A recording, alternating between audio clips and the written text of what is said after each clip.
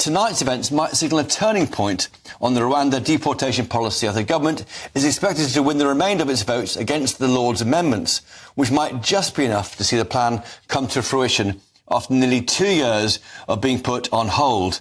And that's 3 prime ministers ago, by the way. But the problems for the current Prime Minister, Rishi Sunak, don't end there. Over the weekend, it is reported that a right-wing plot was brewing to oust Mr Sunak and replace him with Penny Mordaunt. And whilst I was sceptical about this story, I do have it from 2 sources today, MPs, that there are as many as 40 no-confidence letters sent to Graham Brady, the chairman of the 1992 committee of backbench Tory MPs, who decide on who becomes the next Tory leader. But who better to ask than the usual host of this programme, Sir Jacob Rees-Mogg, who had this to say earlier. Well, I'm sorry not to be with you this evening personally in person, and I am grateful to Christopher Hope for stepping into the breach. But I'm literally voting now in the Rwanda divisions to send back to the House of Lords, to the unelected chamber, its objections to a scheme that will help us secure our borders and make sure that people have no incentive to come here illegally, because they won't be able to stay. But what I wanted to talk about, most of all, was the leadership of the Conservative Party, because there have been rumours, stories, speculation abounding in our newspapers over the last 48 hours about a challenge to Rishi Sunak, whether the leader of the House of Commons, Penny Mordaunt, is about to be shoehorned in as a unity candidate. Well, I think this is crazy stuff. It's madness. The Conservative Party has already changed leader too many times since the last election. The mandate that we have for a Prime Minister gets thinner and thinner every time we change it. And we need, as Conservatives, to calm down and support the Prime Minister. Why do I say that? Well, I think there are some positive signs that the economy is beginning to pick up, that the recession didn't seem to last very long. If the Bank of England were halfway competent, it would be beginning to cut interest rates, and that would be helping people who have mortgages. The economy would be beginning to grow. We are getting ahead with some Conservative policies, and the Rwanda one is an example of that. But we also have to show to voters that we are a serious party of government, and changing our leader in the way people seem to change their socks cannot be wise, it cannot be sensible, it cannot imbue the nation with that level of confidence that it needs to have. And so although I've been a critic of Rishi Sunak over the years, I haven't always larded him with praise.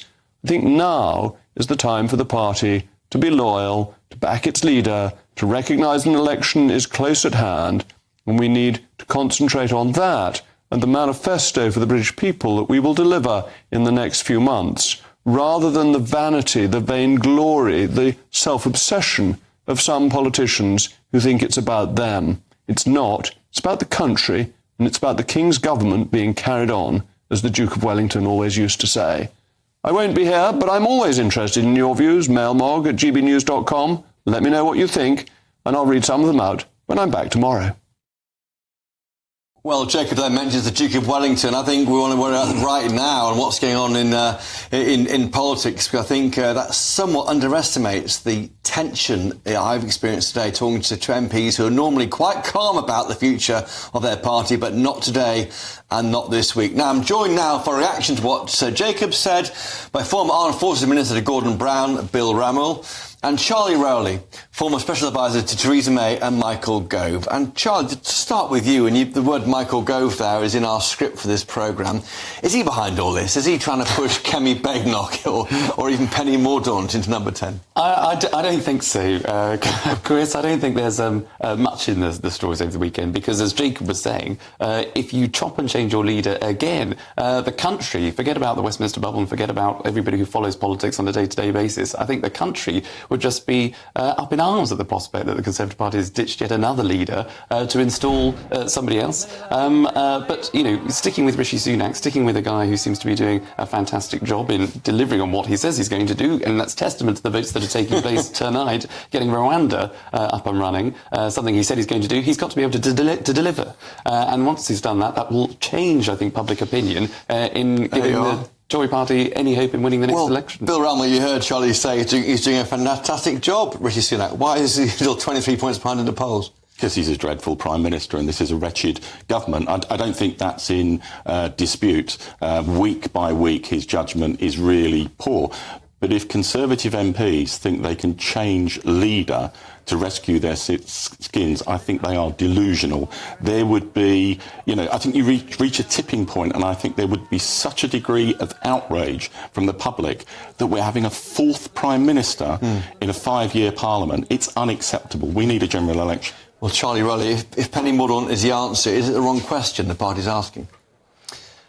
Well, I think it just, shows that whether you mentioned, Penny and Kemi, and there'll be, plenty of others, James Cleverly in that mix, who Rob Jenrick. That just shows that there is so much talent within the Conservative Party, and I don't know why that's so funny. So it is. Any one of these people could go on to be leader at some point when there's a vacancy, but there isn't, and there won't be for some time because obviously Rishi is doing what he says he's going to do, and we've got inflation figures I think coming out later on this week. If they continue to come down, that's obviously one of the Prime Minister's one of the Prime Minister's top 5 priorities. No benefit for this. They cut national insurance. Nothing happens in a poll. I mean, cutting 4% off national insurance in 3 months is extraordinary, but there's no benefit in the polls. And I think because it's been a difficult time politically, and part of this internal party divisions that you constantly sort of hear about and read about over the weekend, that doesn't help the party's cause. But I think when it does come to the next general election, the polls will, they'll narrow anyway. How much? Obviously, we'll have to wait and see, but a lot of that will narrow because of the work in which and the record that Rishi will be able to put forward as someone who is only going to be one of 2 people that are going to become Prime Minister. You're rubbing your hands in Labour, aren't you, Bill Remmell? Well, we want a general election. But look, what the turmoil demonstrates is the extraordinary weakness of Rishi Sunak's position. This story at the weekend, Penny Mordaunt could have killed it by going on the record and saying, I'm having nothing to do with this. She hasn't done that. She's got friends of hers who are briefing the media. Collective cabinet responsibility is virtually broken down. I mean, Grant Shapps was talking about 3% of GDP being spent on defence the week after the budget. The Prime Minister's got no authority. Yes. And I think the biggest example, this afternoon, unbelievably, Number 10 were briefing that Penny Mordaunt shouldn't be leader of the Tory party because she's going to lose her seat at the general election. She's got a 16,000 majority. No, but I'm going to break into that with the news from the House of Commons chamber, where MPs have voted 328 to 250, a majority of 78, to reject Lord's Amendment 1 of the Safety of Rwanda bill. We'll keep going back to those voting results as the evening progresses. Charlie, what's the big mistake here? Dumping Boris Johnson. That's the original sin, because you're removing a leader there elected by MPs, a mandate from people outside of this place, outside of Westminster, the public, the voters. By dropping him, it suddenly becomes easy to replace PMs as you go forward. I don't think so. I think, look, 50 ministers resigned from his government. Yep. You've got to, and on the back of COVID, which brought this whole country to a lockdown, needed to do so because of the interventions that needed to take place. But when you have in Downing Street then people breaking those rules, when you are setting them, it is a total break of trust within the public. Is that enough to replace the Prime Minister? I think it's a good enough reason, and that's why 50 ministers obviously resigned. But I think, of course, time's a wonderful thing and time's a healer, and, we can look back with hindsight. And Boris has still got a lot to give. He's a brilliant communicator. He's a brilliant campaigner. He's effective on the doorstep. That's why I would very much like to see him back on the campaign, and I think the Prime Minister obviously welcomed him, but I'm sure we'll see Theresa May on the campaign trail, we'll see David Cameron out there as well. All 5 Prime Ministers that we've had over the last 6 years will be going out there and delivering the message that you've got to get behind Rishi, you've got to vote Conservative again for all of the things that they've said that they're going to do and taking this country forward. Swiftly to you, Bill Remmell, who do you fear the most, Rishi Sunak or Penny Mordaunt as the Tory leader? I don't fear any of them. Come on. Which one do you worry about more then? No, I don't. It's the Conservative record in government that is the problem. 14 years. You go back to Boris Johnson. He was convicted by a Tory-dominated committee of repeatedly lying to the House of Commons. We had the chaos of Liz Truss's regime. And we've now got, immigration letting rip 3 times as high as it was when Labour left office. That actually means GDP per head, which is the best indicator, is the worst since 1955. Okay. That's what the Tories have presided over, and whoever they put up, I think they're heading for the exit.